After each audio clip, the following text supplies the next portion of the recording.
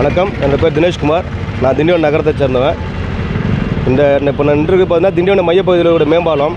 இந்த மேம்பாலம் பார்த்திங்கன்னா மிக தரமற்ற நிலையில் சீர்கேடாக இன்றைக்கி இருந்துகிட்ருக்கு. இந்த மேம்பாலம் ஒரு 15 வருஷத்துக்கு முன்னாடி கட்டப்பட்ட மேம்பாலம்.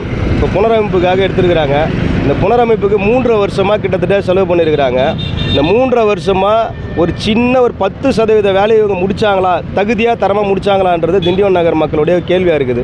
என்ன காரணம் அப்படின்னு பார்த்தீங்கன்னா, இந்த மேம்பாலம் பார்த்திங்கன்னா 8.5 கோடி ரூபா பட்ஜெட்டில் இது நிதி ஒதுக்கப்பட்டு தமிழக அரசு ஒதுக்கப்பட்டு பராமரிப்பு பணிக்காக கொடுத்தாங்க.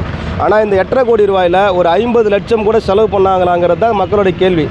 ஏன் இந்த நான் அது காரணம் சொல்கிறேன்னா, நீங்கள் இந்த 4 திசைகளிலும் உள்ள நீங்கள் இந்த பிரிட்ஜ் மேலே ஏறி இறங்குனீங்கன்னா குதிரை சவாரி செய்கிறது போல் இருக்கும்.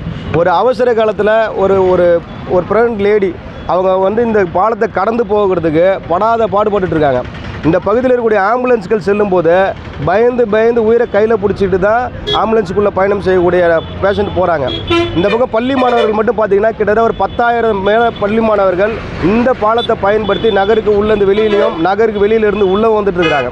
இந்த பள்ளி மாணவர்கள் காலையில் பார்த்திங்கன்னா ஸ்கூலுக்கு போகும்போது பேக்கை மாட்டிட்டு அவங்க தாய் தந்தை கூட உட்காந்துட்டு போகிறவங்க இந்த பிரிட்ஜ் மேலே இருக்கக்கூடிய இந்த ஜோல்டிங்னால், இந்த மேடு பள்ளத்தினால அந்த பசங்களுடைய பேக் அருந்து விழுந்து அவங்களுடைய சாப்பாடுகள்லாம் கீழே சிந்தி அந்த பிள்ளைகள் சில நேரத்தில் தவறி அப்படி பின்பக்கமாக விழுந்து இது போன்ற விபத்துகள் நடக்குது.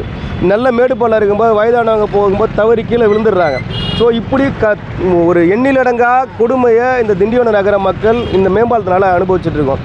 ஒரு 15 வருஷமாக நல்லா பயன்படுத்தியிருந்த மேம்பாலம் பராமரிப்பு பணி அப்படின்னும் போது என்ன பண்ணுறாங்க, சிமெண்ட் பேக்கிங் இருந்த அந்த சாலையை நோண்டி எடுத்துகிட்டு தார் சாலையாக போடுறாங்க. இந்த தார் சாலையாக போட்டதில் தான் இவங்க பண்ண மிகப்பெரிய ஊழலும் பிரச்சனையுமே அடங்கி இருக்குது.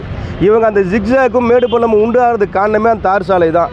கிட்டத்தட்ட 4 அங்குலம் 5 அங்குலம் இருந்த சிமெண்ட் சாலையை எடுத்துகிட்டு மேலோட்டமாக ஒரு தார் சாலையை போட்டுட்டு இவங்க விட்டுட்டாங்க. இந்த மையப்பகுதி பார்த்திங்கன்னு சொன்னால் இவ்வளோ பெரிய ப்ராஜெக்டில் இன்னமும் இந்த ரவுண்டானா பராமரிப்பு பண்ணவே இல்லை. ஸோ உதாரணத்தில் நான் நிற்கக்கூடிய இடம் பார்த்திங்கன்னா சிமெண்ட் சாலையும் தார் சாலையும் இணைக்கக்கூடிய இடம். இதை பார்த்திங்கன்னா 2 இரும்பை பேக் பண்ணுறதுக்கு தார் போட்டிருக்காங்க. இப்படி ஒரு ஊழல் பண்ணக்கூடிய ஒரு சூழல் இருக்குது. அவங்க ஊழல் என்னென்னா பண்ணிட்டு போகிறாங்க, அதை பற்றி பிரச்சனை இல்லை. ஆனால் மக்களுக்கு ஒரு சரிசமமாக செல்லக்கூடிய ஒரு சாலையை அமைத்து கொடுக்கல அப்படிங்கிறதான் தமிழக அரசு மேலே எங்களுக்கு கோபம்.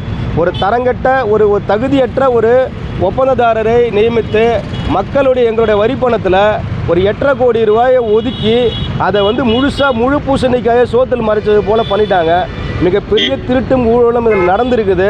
நீங்கள் நினச்சி பாருங்கள், ஒரு சின்ன 50,000 செலவு பண்ணி தார் வாங்கி இந்த மேடு பள்ளத்தை சரி பண்ணால் கூட இன்றைக்கி இந்த ஆட்சியாளரால் சரி பண்ணி கொடுக்க முடியும்.